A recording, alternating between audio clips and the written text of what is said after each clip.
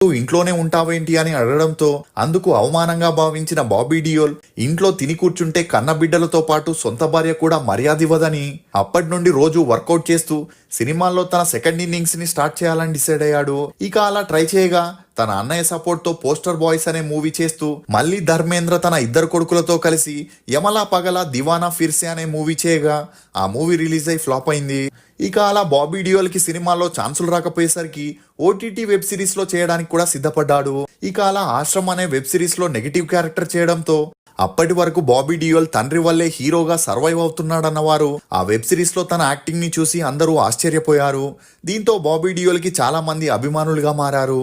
ఇక అలా బాబీ డియోల్ కి వచ్చిన క్రేజ్ తో షారూక్ ఖాన్ ప్రొడక్షన్ అయిన రెడ్ చిల్లీస్ ఎంటర్టైన్మెంట్ బ్యానర్ లో బాబీ డియోల్ హీరోగా క్లాస్ ఆఫ్ 83, లవ్ హాస్టల్ అనే మూవీస్ ని చేయగా అవి ఓటీటీలో రిలీజ్ అయి బాబీ డియోల్ కి మంచి గుర్తింపు వచ్చింది. దీంతో యానిమల్ మూవీలో నెగిటివ్ రోల్ చేయడం